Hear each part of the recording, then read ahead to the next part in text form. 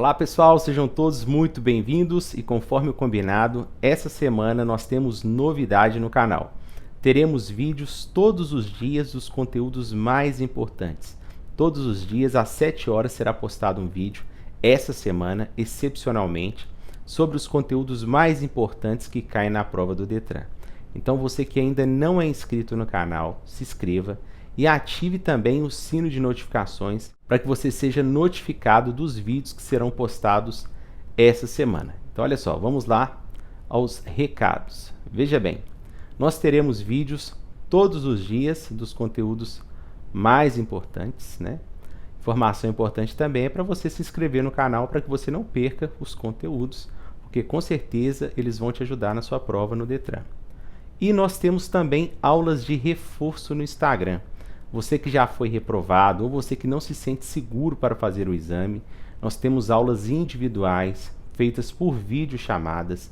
Muitos alunos que participaram dessas aulas já foram aprovados, inclusive alunos que já foram reprovados, né, algumas vezes, participaram das aulas e conseguiram ter um bom resultado na prova de legislação. Talvez seja esse o seu caso, então me chama lá no direct do Instagram. Olha, eu vou começar com a matéria de direção defensiva. Acompanha comigo. Direção defensiva, definição. Direção defensiva, também conhecida como direção segura, é uma maneira de dirigir e de se comportar no trânsito que ajuda a preservar a vida, a saúde e o meio ambiente. Mas o que é direção defensiva? É a forma de dirigir que permite identificar antecipadamente as situações de perigo e prever o que pode acontecer com você, com os ocupantes do seu veículo, com o seu veículo e com os outros usuários da via. Pode-se considerar que na direção defensiva o motorista dirige não somente para si, mas também para todos os integrantes do trânsito. Então, a direção defensiva é isso, é você dirigir de forma a evitar acidente, independente das ações dos outros condutores. E muitas vezes você precisa dirigir por você e pelos outros condutores no sentido de prestar atenção, estar sempre atento ao que está acontecendo no trânsito, ok? Esta é a definição de direção defensiva. Continuando então. Nós temos duas formas de direção que são conhecidas na direção defensiva. Olha só. Nós temos a preventiva e nós temos a corretiva. Isso é bastante cobrado na prova do Detran. Eles perguntam sempre sobre a preventiva e a corretiva, qual que deve ser adotada e qual não deve ser adotada. Começando pela preventiva, o que é direção preventiva? A técnica preventiva é recomendada. Ela é aplicada quando o condutor se antecipa a situações de risco, exige pouca habilidade do condutor e é considerada de baixo risco. Por quê? Porque a preventiva, o condutor ele está o tempo todo evitando, prevendo possibilidade de acidentes, logo, provavelmente, ele não se envolverá em um acidente. Por isso que a preventiva ela não exige tanta habilidade. Vamos à corretiva. Corretiva, a técnica corretiva deve ser aplicada para remediar uma situação não prevista e que não foi antecipada pelo condutor. Exige muita habilidade do condutor e é considerada de alto risco. Então nós temos duas formas. A preventiva, que deve ser adotada pelo condutor, e a corretiva, que não deve ser adotada pelo condutor. O condutor corretivo ele também pode ser chamado de condutor imprudente, de condutor contumaz, de condutor negligente, que é aquele condutor que ele não prevê possibilidade de risco de acidente e ele acaba se envolvendo em situações complicadas em que ele terá que ter muita habilidade para sair dessas situações que não foram antecipadas. Então, caso caia na sua prova perguntando sobre a direção defensiva, preventiva ou a direção corretiva, a que deve ser adotada é a direção preventiva. A que não deve ser adotada é a direção corretiva. Continuando então, vamos ver agora sobre os automatismos. Provavelmente você já deve ter ouvido falar. Os automatismos são ações executadas pelo condutor de maneira inconsciente ou involuntária, isto é, são ações automáticas que acontecem pelo hábito. Podemos dividir os tipos de automatismos em dois. Então, a primeira coisa sobre automatismos é aquilo que é feito de forma automática e inconsciente. O automatismo ele é impensado. Você não pensa para fazer determinada ação. Você faz de forma automática e inconsciente.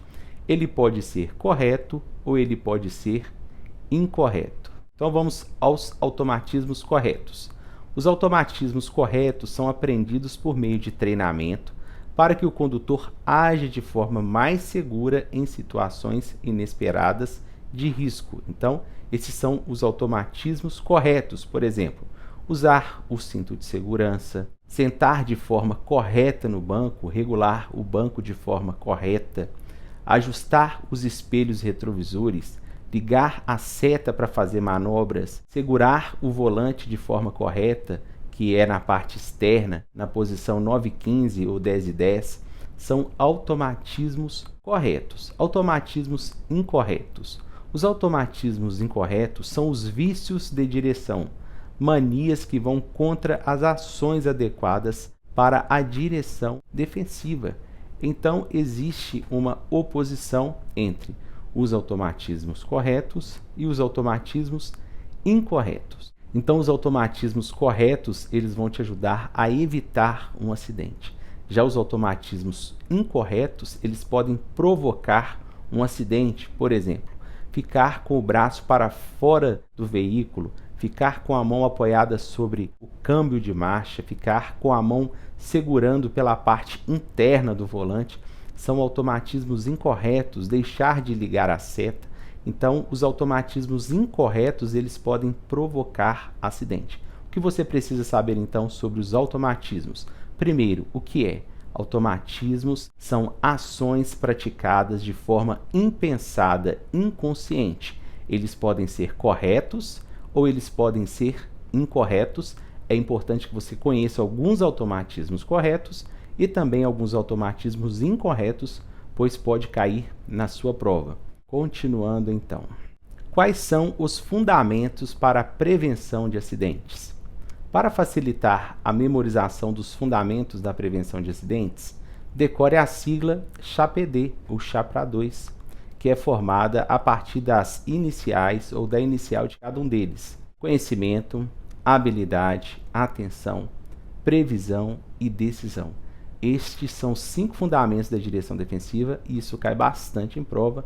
Então anote aí no seu caderno o mnemônico CHAPD, conhecimento, habilidade, atenção, previsão e decisão. Vamos ver um pouquinho sobre cada um desses fundamentos. Começando então pelo primeiro fundamento, que é conhecimento. Vamos lá. Conhecimento. É preciso conhecer as regras, as leis de trânsito, o veículo e os tipos de perigo a que os usuários do trânsito estão expostos. O conhecimento é adquirido pelo estudo. Então, conhecimento é um conjunto de informações que o condutor ele vai adquirindo conforme o tempo ou conforme o estudo do condutor. Então, o condutor que se dedica mais, o condutor que quer aprender mais, com certeza ele vai ter mais conhecimento, e esse conhecimento que foi adquirido vai ajudar esse condutor a não se envolver em acidente. Então, o fundamento que é conhecimento, ele é muito importante para o condutor defensivo. O segundo, habilidade, é o domínio sobre o veículo que se desenvolve com a prática da direção. Além de saber as técnicas, deve-se ter automatismos corretos para saber como se comportar em cada situação de risco. A habilidade é a junção do conhecimento mais a prática. Então, quando o condutor ele tem conhecimento e tem automatismos corretos, isso é, ele tem uma prática correta no trânsito, ele vai se tornar um condutor mais habilidoso, condutor mais cuidadoso. Então, a habilidade é a junção do conhecimento mais a prática. Vamos lá. Terceiro fundamento, atenção. Estar concentrado na direção e sempre alerta e consciente dos riscos que podem surgir no seu entorno. No trânsito, a atenção adequada é a atenção difusa. Inclusive, isso pode cair na sua prova. A atenção que o condutor deve adotar é a atenção difusa. É a atenção que o condutor observa todo o contexto do trânsito. No trânsito, o condutor ele não pode ter a atenção fixa num ponto só. O condutor ele precisa observar tudo o que acontece ao seu redor. Por isso, a atenção que deve ser adotada é a atenção difusa. Vamos ao quarto fundamento, que é previsão. Previsão é antecipar-se aos riscos, prevendo os atos dos demais motoristas, pedestres e das outras situações que possam ocorrer na via, preparando-se para agir com toda a habilidade possível, caso seja necessário. Então, veja bem, a previsão ela é um exercício. O condutor ele vai estar o tempo todo prevendo possibilidades de acidentes para que ele possa evitar essas situações, ok? Então, a atenção é a difusa e a previsão é um exercício que o condutor deve fazer cotidianamente no trânsito. Quinto fundamento, decisão. Ao deparar-se com uma situação inesperada, agir corretamente, com convicção, escolhendo a melhor alternativa para evitar o acidente. Veja bem, a decisão ela vai depender da habilidade do condutor, da previsão. Então, todos esses fundamentos estão ligados. O condutor ele precisa colocar em prática esses 5 fundamentos que são conhecimento, habilidade, atenção, previsão e decisão. Continuando. O que é ergonomia? Você já ouviu falar sobre ergonomia? Ergonomia é a ciência que estuda a relação entre o homem e a máquina. Seu objetivo é oferecer maior conforto e segurança aos usuários. Isso pode cair também na sua prova sobre o assunto de direção defensiva. Então, a ergonomia é a ciência que estuda a relação do homem com a máquina. Vamos ver aqui alguns equipamentos que foram desenvolvidos pela ergonomia, que são equipamentos também de segurança. Airbag. Veja bem, dispositivo obrigatório nos veículos fabricados a partir de 2014. No caso de forte impacto, o airbag, que é uma bolsa de ar, se solta do painel, protegendo o tórax e a face do condutor e do passageiro da frente. Depende do veículo. Mas o airbag é uma bolsa de ar que ele vai proteger os ocupantes e ele atua em conjunto com o cinto de segurança. O airbag ele tem a sua eficiência quando o condutor e os passageiros estão usando o cinto de segurança. Sem usar o cinto de segurança, o airbag se torna muito perigoso, ok? Freio ABS também é um item obrigatório desde 2014. É um sistema de freio que evita o travamento das rodas e o descontrole do veículo, reduzindo o risco de derrapagem em caso de freadas fortes e repentinas. Então, o freio ABS ele é conhecido como antitravamento das rodas. O freio ABS ele não permite que as rodas se travem, independente da força que é aplicada sobre o pedal do freio. Ele vai evitar o travamento das rodas e, consequentemente, ele vai evitar a derrapagem do veículo, ok? Encosto de cabeça. Para que serve o encosto de cabeça? Serve para apoiar a cabeça e proteger a região cervical de lesões. Deve ser regulado na altura da linha dos olhos ou das orelhas para evitar o efeito chicote, que é o movimento brusco do pescoço em caso de fortes impactos. Então, quando um veículo bate na traseira do outro veículo, provoca o que é chamado de efeito chicote. A cabeça é arremessada para frente, depois é arremessado para trás, podendo lesionar a coluna a nível cervical. Para isso serve o encosto de cabeça e deve ser regulado na altura dos olhos. Cinto de segurança. Evita que os ocupantes do veículo, em caso de acidente, sejam projetados contra as partes internas ou lançados para fora do veículo. Lembrando que o cinto de segurança que mais protege, que é o mais eficiente, é o cinto de segurança de 3 pontos. Continuando, então. Olha só, causa dos acidentes. O que pode causar acidentes no trânsito? O que mais causa acidentes no trânsito? Primeiro, falhas mecânicas, né? Pode ser falhas mecânicas, ou ainda pode ser falhas humanas ou problema nas condições da via. As falhas humanas são responsáveis por 90% dos acidentes e podem ser classificadas em 3 tipos de atitudes geradoras, isto é, as falhas humanas elas podem ser imperícia, imprudência e negligência. Então, o que causa mais acidente no trânsito são as falhas humanas, seguida por falhas mecânicas, ok? Vamos ver um pouquinho mais sobre negligência, imprudência e imperícia. Olha só, imperícia. A imperícia é a falta de habilidade, falta de treinamento, domínio com o veículo. Exemplo, esbarrar no carro de trás ao tentar fazer uma baliza. A imperícia é quando o condutor ele não tem a habilidade. Então, nós podemos considerar imperícia o oposto de habilidade, ok?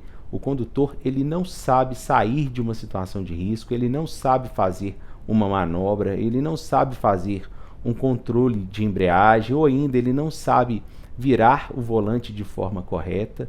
São consideradas, essas ações são consideradas imperícia. Temos também a imprudência e a negligência.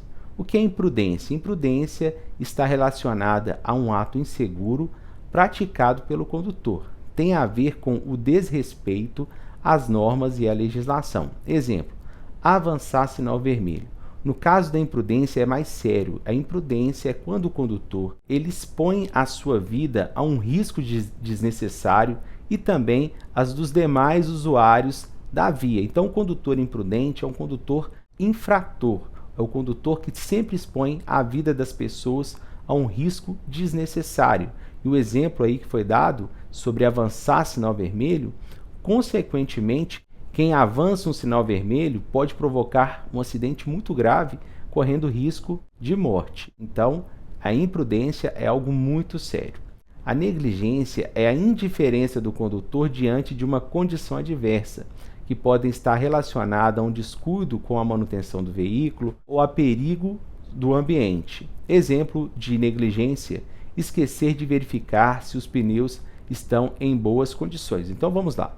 A imperícia é quando o condutor não sabe sair de uma situação de risco. A negligência é quando o condutor sabe o que deve fazer e não faz. Deve calibrar os pneus e não calibra, deve verificar o nível de óleo, deve verificar o nível de água e não faz. Já a imprudência é quando o condutor deixa de fazer isso tudo e coloca as outras pessoas a um risco desnecessário. Então a imprudência é o mais sério de todos esses itens aí, acompanhado, logicamente, né, da imperícia e da negligência. Continuando então. Tipos de colisões no trânsito. Olha, nós temos bastante. Veja bem, a primeira, colisão com o veículo da frente. Normalmente essa colisão acontece porque o condutor não mantém a distância de segmento, a distância de segurança. Aí pode acontecer uma colisão com o veículo da frente. Colisão com o veículo de trás. Isso pode acontecer porque o condutor não ligou a seta, não sinalizou antecipadamente a sua manobra. Colisão frente a frente, frente com frente, acontece nas ultrapassagens principalmente, porque o condutor ele calcula mal. E a colisão frente a frente é a pior, é a que causa mais acidentes fatais. Colisão frente a frente. Acontece muito nas ultrapassagens.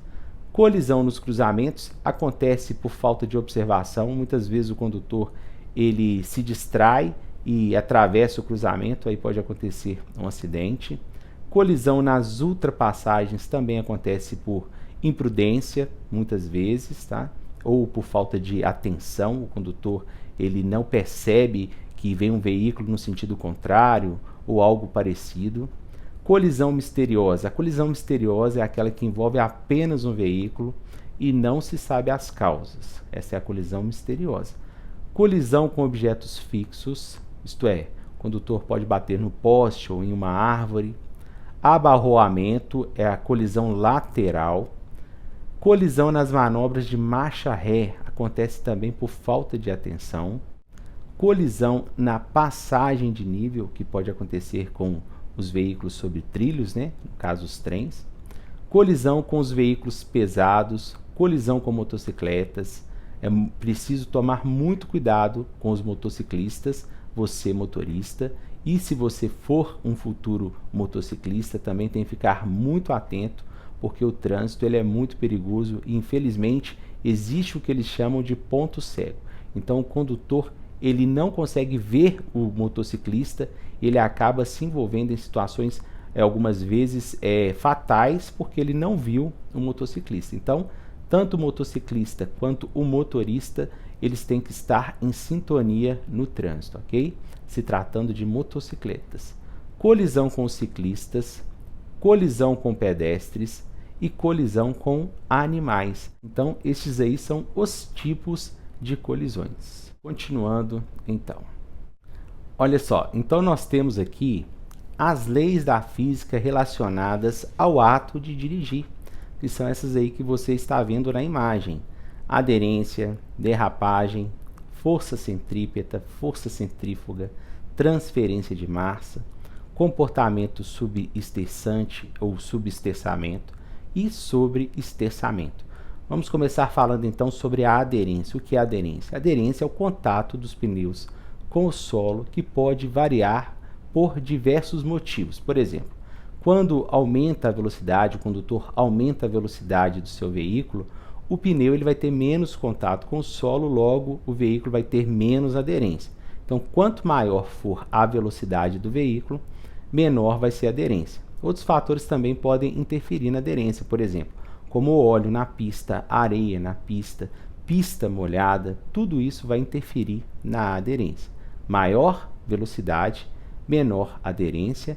Então, velocidade e aderência, elas são inversamente proporcionais. Maior velocidade, menor aderência, menor contato do pneu com o solo.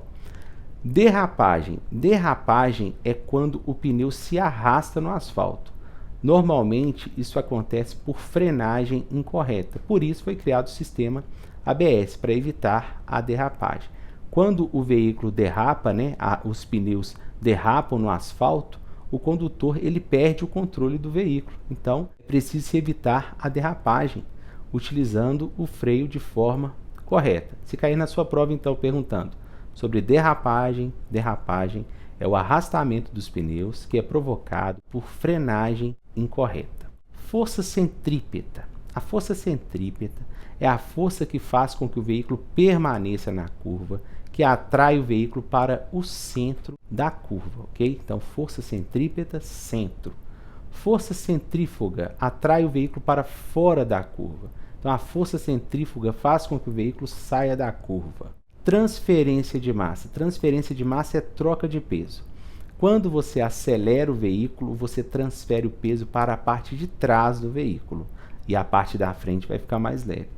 Quando você desacelera o veículo, você transfere o peso para a parte da frente e a parte de trás vai ficar mais leve. Então, se caso cair na sua prova perguntando sobre transferência de massa, é simples. Transferência de massa é troca de peso. Quando você acelera, você transfere o peso para a parte de trás, para os eixos traseiros. Quando você desacelera o veículo, você transfere o peso para a dianteira do veículo, ok? Isto é transferência de massa. Comportamento subesterçante ou subesterçamento. Quando acontece? Acontece quando o condutor está numa curva com o seu veículo acelerando.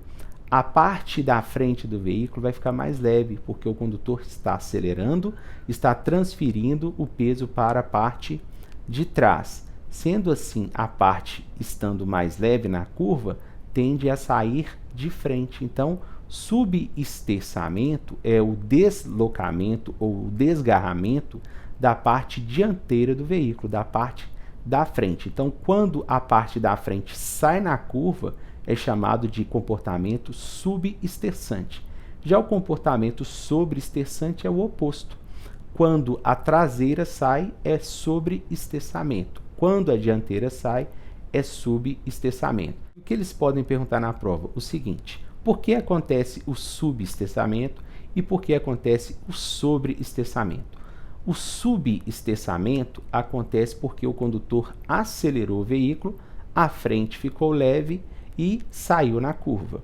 O sobreesterçamento acontece porque o condutor reduziu a velocidade, o peso foi transferido para a parte da frente, a traseira ficou leve e saiu na curva. Então, utilizar os freios de forma incorreta na curva vai gerar o comportamento sobreesterçante, que é o deslocamento da parte traseira do veículo. Agora eu vou corrigir algumas questões relacionadas à direção defensiva. Acompanha comigo. Vamos lá. Ações de sinalização de manobras, a troca de marchas e o comando dos pedais são ações realizadas de maneira mecânica e chamadas de, isto é, quando o condutor faz algo de forma automática, como é chamado? Alternativa B, automatismos, ações de sinalização de manobras, troca de marchas e comandos de pedais, que são ações realizadas de maneira mecânica, é chamada de automatismos. Os automatismos são mecanizados, são ações feitas de forma involuntária. Olha só, a velocidade utilizada pelo condutor na via pública varia de acordo com. Então, o condutor em via pública, como deve ser a velocidade? Como ele deve regular a velocidade? Alternativa A, a necessidade do condutor. Alternativa B, da pressa do passageiro. Alternativa C, o tempo disponível para se chegar ao serviço. E alternativa D, as condições físicas da via, do veículo, do condutor e do tempo. Retornando então à pergunta, a velocidade utilizada pelo condutor na via pública varia de acordo com as condições físicas da via, do veículo, do condutor e do tempo. O condutor prudente, ele deve observar isso tudo. Não é considerada condição adversa da via. Veja bem, não é considerada condição adversa da via. Trecho da via em obras é considerado condição adversa da via? Sim. Sinalização precária na via também é considerada condição adversa da via? Sim. Chuva e neblina é considerada condição adversa da via? Não. Chuva e neblina é considerada condição adversa do tempo. Então, voltando à pergunta, não é considerada condição adversa da via chuva e neblina, porque chuva e neblina é considerada condição adversa do tempo. Pessoal, então nós vimos direção defensiva, o que é mais importante, o que mais cai na prova. E essa semana, como eu disse no início, nós teremos vídeos todos os dias. Então você que está com a sua prova marcada, você que tem dificuldade em alguma matéria, acompanhe aqui no canal, porque com certeza você vai aprender bastante aqui. Se inscreva no canal, ative o sino de notificações. Todas as vezes que você estiver assistindo às aulas, pegue caneta e papel e esteja sempre anotando as informações. Bons estudos e te aguardo amanhã na próxima aula.